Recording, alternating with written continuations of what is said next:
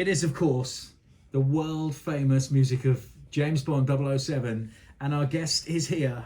His name is Del Singh, and he had a big role to play in some ways in the Octopussy James Bond film, part of which was filmed in the city. And there have been some very recent celebrations of this 40th anniversary of the film. Let's welcome our guest now, Del Singh. Hello, Del. Kev, good morning. Good to see you. John, good morning. John Baker. Do you two know each other? We do. We did a podcast. He owes me money. Yeah. John's got all quiet. Del, welcome. Let's get straight to it. Octopussy, a very famous James Bond film. Much of it was filmed in the city. So for those people listening to this podcast who don't know anything about it, I mean, from the top, what, when, why, where, how, who? Well, the film producers actually wanted to, part of this sort of scene of the film is set in an east-west German border, and there's a steam railway and a train that needs to, it's carrying a nuclear device from East Germany to West Germany, which is the part of the plot that Bond's got to foil. And that railway is actually Nene Valley Railway. So the producers found Nene Valley Railway, beautiful, a credit to our city, and they, in the summer of 1982, took over Nene Valley Railway for just over a month and filmed what is a 17-minute sequence in the film, so it's quite significant, here in Peterborough on the Nene Valley Railway. As well as Orton Mere, where there's a sequence where one of the opening sequences where Agent 009, played by stuntman Andy Braddon, was actually kind of knifed by the menacing knife-throwing twins in the film. So they were so scary, them twins. They were. Well, if you saw them now, you probably wouldn't be. They're a lot older. But Tony and David Mayer were amazing. And so yes, so that's really the whole premise of using Peterborough to recreate that. And as I said, in that summer 41 years ago now, I was asked to join that team in a rather surreal way. John, do you know about this? Do you know the background to A little, but I would like to... So Del, you were a Peterborough lad. Yeah. It was you and your brother, you were running mobile discos, weren't We you? were. So, I mean, and I do say this with all sincerity, I don't think anywhere in the UK, the world, the solar system or the universe, there were three Sikh lads running a heavy rock disco. I think that's definitely a unique to Peterborough. And so the Singh brothers used to advertise where we were playing, so mostly the village halls, sort of St John's Hall and St Barnabas. Some of these places are now gone. And the only way we used to do this was to actually go fly posting. So I'm sure the statute of limitations has expired on this now, so I can't be arrested for it, so I can tell you. So we used to go out there around Queensgate where the boardings were up, and we'd get in a car, tub of paste, one of us pasted up, the other put the poster on there, and got in that car and drove off before we got our collars felt. And this was in 1982. This is 1982. So how old would you have been? I was 19, going on 20, and I was just about to go off to university. So, and obviously pre-iPhones, pre-internet, the only thing you had was a landline. And I got a call and one evening, and it's like, "Is this Singh Brothers Disco?" "Yes, it is." I'm thinking, here's a guy who wants to book a disco, and he said, "Are you a Sikh?" And "Yes, I'm a Sikh." "Do you wear a turban?" "Yes, I wear a turban." I'm wondering where this is going. And I'm thinking maybe it is the council have called up with us and the police have called up with us. And I'm better hang up. And, we did sadly in those days get some abusive calls from the National Front and people like that, because we were often in the papers and they would make threats. And I was thinking this is a crank, so I'm going to hang up. And the guy said, no, I'm phoning from Eon Studios. Now, I'm a Bond fan, have been from Connery days. And so I knew who Eon were. And I was like, those guys that make James Bond films. Yes, we need your help. Now, for a split second, I'm thinking, I've now been chosen to take over from Roger, and that's it. But that soon evaporated out of my head when the guy said, "We need somebody who can tie a turban." And I'm like... Hold on a minute. So they've called up, verified that you're a Sikh, verified that you're Peterborough based, and he literally turned around and said, "We need someone that knows how to tie a turban." A turban. And I'm like, well, yeah, I can do that. And they said, well, can you come to what was the Moat House Hotel back then, Thorpe Wood, the next day? And both my brother and I thought this is still slightly kind of surreal. We're going to get there and we're going to get sort of group of mates jumping out saying kind of what... You genuinely thought it was a wind-up? We did think it was a wind-up. We even sat there in the reception thinking, nobody can come. And then a guy turns up with a lanyard, an Octopussy lanyard. It's going to look a little bit real. And then we go up to... They've taken the entire floor of the hotel, so top floor, and we get up there, walk through these doors, and... instantly my eyes turn to the left, and then it becomes very real, because just sitting under this big pall of smoke is Roger Moore with a massive cigar. Hang about. So you walk into this room. Yeah. and there's Roger Moore sat in the Moat House Hotel, which is now the Holiday Inn, under a plume of smoke, puffing on a cigar. Correct. And you saw Roger Moore sitting there. I saw Roger Moore sitting there, and that for me is James Bond. I thought, this is now real. This has just got real, and this is true. And then... John, this is a great story. I mean, we could just sit here like I'm doing. That's right. Listening to Dell's recollections. Well, it gets. What happened after that? It gets even crazier because then they sort of the costume people and everyone walk up, and Kabir Bedi, who is the actor who plays the henchman Gobinder in the film, so he's an Indian actor, quite well known. Very tall, statuesque chap, but he doesn't wear a turban. So he walks up and sort of leans down, sort of and handshakes my hand and whatever, brother's hand, and. They sort of then produce this item and say, can you tie this on his head? And I say, no. And they look at me bizarrely and they said, well, you said you can tie turbans. I said, I can tie a turban, but that's a bath towel. If you'd asked for somebody to tie a bath towel, I could have put you in touch with someone. But this is not a turban. How long are turbans then? So what they produced was about 6 foot long, which isn't very long. A turban, including like the one I'm wearing now, it's probably about 13, 14 foot long. So it's quite a lengthy piece of material, folded. And I said, and so as it happens, I bought a turban. It was a grey one that I used to wear at sort of sixth form at Jack Hunt. And I took this turban out and I said, I'll tie this. And they said, okay. Tied this on his head and immediately looked the business. It did. And So you tied this turban that you wore at school, at Jack Hunt School, onto the head of this famous Indian actor. Yep. And you nailed it. Nailed it. He stood up and he moved his head around. He said, this is not going to come off. Because what had been happening was they'd been filming and they kind of put this thing on his head, these small turbans. And when you did a little action sequence move, it would invariably fall off or loosen. And this wasn't going anywhere. And he said, and it looked really good. And he goes, I like the colour as well. Because what they'd originally done was they'd actually had a slightly reddish colour for that sequence and a dark suit. But because I put the grey turban and he liked it so much, he actually said, I want to keep this turban, which meant the wardrobe, their costume people weren't happy with me, and then they had to change his entire suit. So the suit got changed to a grey suit. So when you see him on the train sequence, it's a grey suit. It was meant to be dark, it was meant to be red. And I did joke with Kabir on set. I said, Kabir, because he's kind of like dark skin like I am, brown skin. I said, you know what, you dodged a bullet with it. I've saved you, because if you wear that big red turban and that, you would look like a match.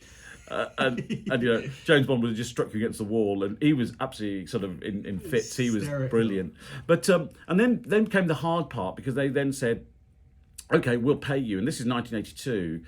You kind of get the gig, and we'll pay you. It's £50 a day, which is a fair amount of money. Seeing as the extras, I think we're only getting about 12 quid or 15 quid a day. So you were paid £50 a day during the filming of Octopussy, simply to advise Kabir on how to wear his turban and to tie it for him every day. Well, actually, no. I got paid more than that. Here's a negotiation that comes into play. So I said to them, yeah, but it's not just one of us. You need 2 of us to do this. They said, no, we need 1 of you. I said, no, but we come as a team. And the reason we did that was because both my brother and I were working at summer jobs at Christian Salverson's, freezing vegetables. Because I was going off to uni, he was already at uni, and it's our summer jobs. And what we knew was if one was on shift there, the other could do the job. And that's the way we did it. So I said, no, we come as a team, both of us. They said, okay, well, £25 each. And I said, no, you just said 50. 50 each? So 50 each. And they were like, no, we can't do this. And I'm like, you're on production, you're spending millions on this, but you can't afford it. Thank you. Taking my turban, going home. Bye. Good luck finding somebody else to pick you up. We literally walk out, and Kabir was the one that he said, no, I want these guys. I like these guys. And that was it. So I over the weekend, I apologised to John Glenn, the director. I said, John, we probably blew your budget on that because of my insistence that we got paid. And it says £100 a day in 1982 for literally 5 minutes work. And just hanging around this film set. Well, it was. Yeah, I mean, that was the other beauty of what I was doing. So where the extras maybe stood a slight chance of getting the back of their head or a long shot in the distance, but it meant that they had to stand outside in all rain, shine, whatever it was.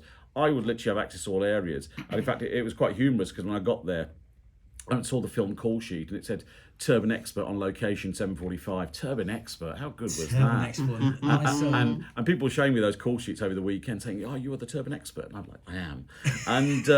And so yeah, and once I tied his turban on, the first day it was about 5-6 minutes or whatever. The following day, continuity would come in and they'd have Polaroids of the day before, because obviously you had to make sure it looked relatively the same. So they'd go around and say, that looks a little different, could you tuck that bit in and whatever. And 5-10 minutes and it was done. And then I would literally hang around set on the basis that it may fall off, which it never did. And because I had access to Kabir's trailer, his trailer was directly opposite Roger's trailer. And while he was off on filming, I'd often go and watch him filming, and if I wasn't, I'd normally sit there. Roger would be out on the stoop of his trailer with a cigar. He always had a cigar.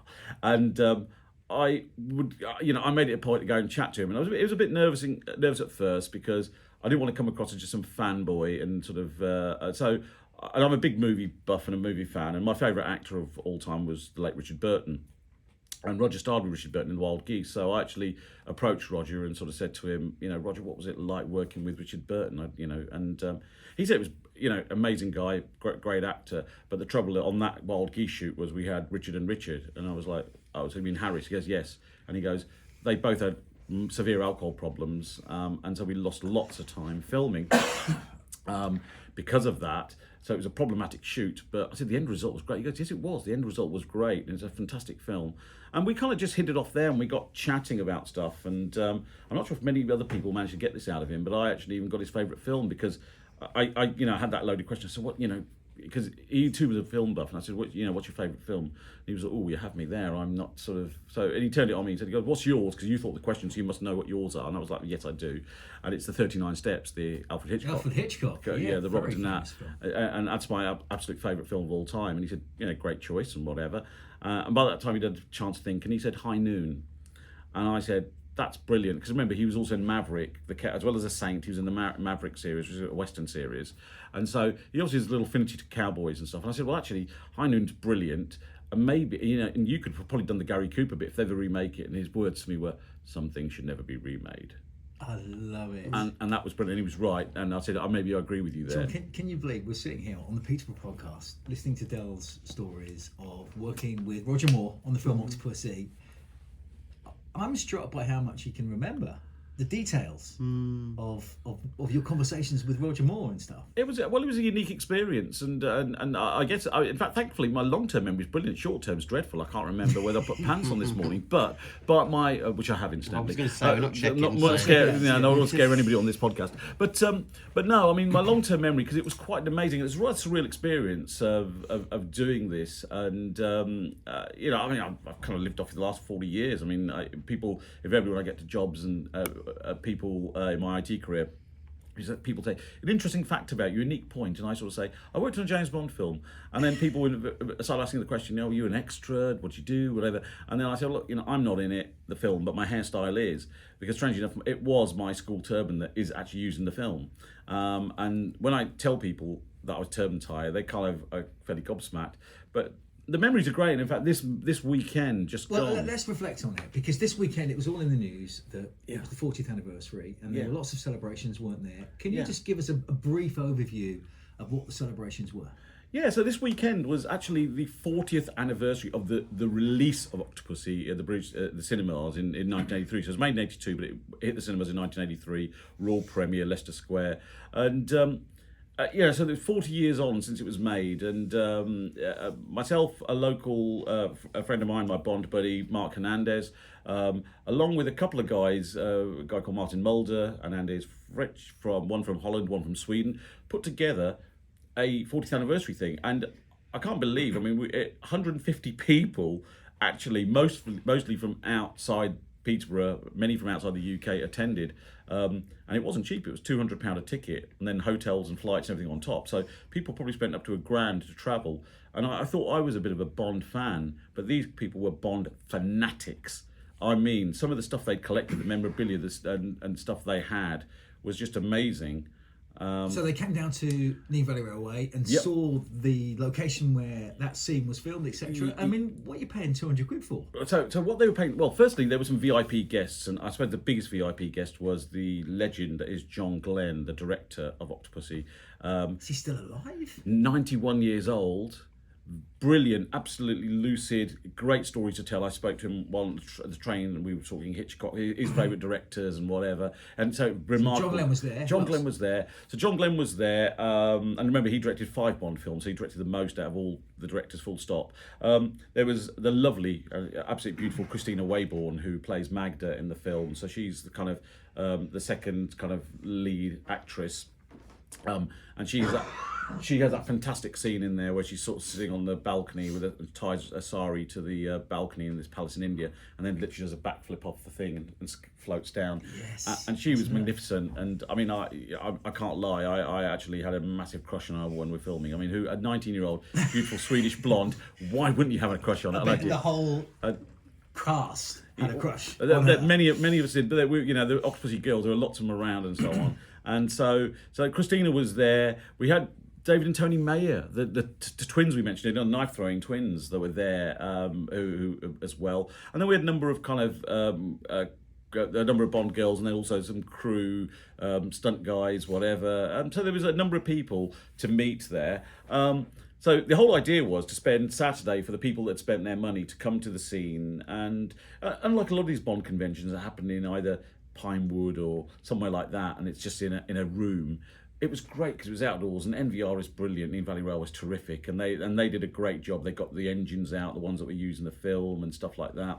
So there was a chance to recreate that. We had a journey from Wansford to Orton Mere, where we all kind of got off, and then we almost slightly recreated the scene where 009 is kind of killed on the Mere. In fact, Andy, who's one of the stuntmen there on that scene, actually puts on a red clown nose and actually hanging off Orton Mere. He's still doing it. It's nuts. And so yeah. And then in the evening, on Saturday evening, there was a gala dinner and dance at the Marriott. Not the Moat House. Not the Moat House. Holiday Inn? No, it was the Marriott. We did the Marriott. So again, it was terrific. It was a chance for everybody to get a little bit. I've never seen so many tuxes in my life. So everybody kind of doing their best Bond. I mean, remember some of these people were quite fanatics. A fair few Aston Martins in the car park, I have to say. So some of these people live the lifestyle, quite frankly. And I actually just wore a grey suit and my grey turban, so I was doing that. And in fact, a lady came up to me on the night and said, "I love that bit in the film where you crush the dice." So she thought you were the actor. Betty. And I had to sort of burst her bubble. John Baker, who's co-hosting this, I know we've not spoken a lot in this part of the podcast. Right. Tell Del what your nickname was. That some people think that you look like a Bond villain. Well, Odd Job. And Knick-Knack with a 2. Knick-Knack? Yeah. Well, because I'm sure... you're not Japanese, for a start. Round, Oh, okay. I think, is more of the... particularly when I was at university and GoldenEye on the N64 came out. Oh, okay. And one of, if not the greatest video games of all time. And I quite liked being Odd Job because he was little and he could be deadly. It could have been worse. If you and had a deadly. cat, you could have been Blofeld. I mean, Any of them. I've got I look like all the good-looking guys in it, don't I? So the thing is, none of those films that you just mentioned were filmed in Peterborough at all. Actually, no. I'll correct you. I'm going to correct you there. GoldenEye has a sequence filmed in Peterborough at Nene Valley Railway. Serious? At Nene Valley Railway. In fact, my lovely good I was friend... going to ask about that because we're almost out of time. Okay. So I've got to wrap up in a moment. But you've brought in a book and it's called On the Train Tracks. On the Train Tracks. Yeah. On the Train Tracks, filming Octopussy and GoldenEye at Nene Valley Railway. And this is Mark Hernandez. It's a lovely book. It's a collection of... I mean, he tracked down people that were in the film as locals, extras, etc. He got me, Turban Tyre for Hire. Brilliant. And there's loads of great... Is that a picture of you in 1982? That is. That's me in 1982 next to the kind of Octopussy train. That's me talking to Roger Moore there. Brilliant. And with Kabir Bedi. So, and he tracked all this stuff down and put this book out, which, I bet you were selling a lot of them. They sold a lot of those and so on, and he autographed them. In fact, this is the surreal part of it. People coming up to me and say, "Could you autograph my book for me?" And I was actually autographing books. You're autographing books. Del Singh, the IT expert. I know. 41 years old. In fact, it's quite funny because I autographed the pages where I'm kind of featured, and I put there Del Singh, and I put in there "No Time to Tie," which people actually love. They think that's brilliant. So it just goes with my sense of humour. So. I thought you were called the Turban. The Turban Experts, but I just put, because of the reference to No Time to Die, I thought they're all Bond files, so I thought I'd have a joke on Bond on them, so that was it. Well, Del, we've really enjoyed chatting to you. Before we let you go, and thank you for sharing all of that wonderful, all of those wonderful memories with us about Octopussy being filmed in Peterborough.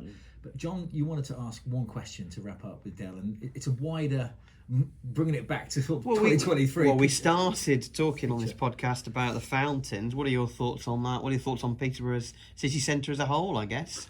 Well, look, actually love Peterborough. I mean, I did those little magical history tour films of Peterborough, and I don't like to be negative about it. I must admit, the fountains as is aren't a great idea. I love the old fountains back in the day and the flower beds, and dare I say, even the underground toilets in the city centre, were convenient at your convenience. But no, I'm not a fan of the fountains. The fact that you've got to spend a lot more money making them and so on. And whenever I've been in there, occasionally people have kind of been messing around with them and stuff. So I think they could do a better job at those. Okay, so not a fan of the fountains, but a fan of the city. Absolutely. 2023. How different is Peterborough now to when you remember it in the 80s? And what would you say were the biggest differences? Well, I think that the biggest differences now, obviously, are we've got a city centre that isn't quite as crowded with shops and stuff, or it's got shops of a certain kind. There's probably more betting shops per kind of square mile than we used to have back in the day. But look, that's a changing landscape. I think what a lot of people fail to accept is that this is what the country looks like. So they people will moan about Peterborough looking as bad as it is, but you step outside to any city, you'll find those same shops to let, online shopping, COVID hasn't helped and so on. We've lost beautiful department stores like Westgate House. John Lewis's closing hasn't been great. So unfortunately, those are changing trends in the way people shop and their habits. And yes, we've got a landscape that's now also got a number of ethnic shops and stuff, which again, some people think are good, some people don't. It's just happening all over the place, and I think what you'll find is that if somebody's sitting across where you are and doing this podcast in another 20 years' time, they'll be having a totally different view, and they'll probably say, "God, Peterborough in 2023 was magnificent, and now it's dreadful." And so I think it's a generational thing. I mean, I remember it from the 60s, 70s, 80s. I think it's in the moment you maybe don't appreciate what you've got, and it's only in hindsight you think actually it wasn't that bad. Good points. It's 100%. And I travel quite a bit around the country, especially when you say there, Del, about these things are in other cities and towns. There are other things where there are closures, where there are more betting sites, where etc. etc. It's definitely true. And all of my friends who visit Peterborough love it. Well, let me just add here. Over the weekend, we had 150 plus people who came to this city, most of whom, I'd say 99% of them, don't live in Peterborough, and they absolutely loved it. They loved the fact that we've got beautiful green spaces so close to the city. Obviously they saw some really nice parts of Ferry Meadows, Alton Mere, all of that sort of stuff. Some of them ventured into town and still thought it was really good. I didn't actually have anyone sort of say a bad thing about it. So I think it's sometimes people that are local just want to have a gripe, and that's it. It's no more than that. We've got to end this podcast right now because this is such a high moment. Yeah. I really appreciate that last comment, because I agree with you completely 100%. Yeah. And I think John does too. Yeah. Let's be positive about our city. Yeah. We love Peterborough. It's a beautiful city. It is. It's not perfect, of course it isn't, but it's still a beautiful city. And for all of those memories that you shared, meeting Roger Moore in the way that you did, having that amazing month in the summer of 1982 to be part of Octopussy, I now want to go and watch that film. I'm going to go and look for it. I'm going to watch it again. I'm going to look out for the scenes that you were describing. Del Singh, thank you for being our guest today. Welcome. Thank you very much. On the Peterborough Podcast. And there we leave it, but we will see you again for another Peterborough Podcast very soon.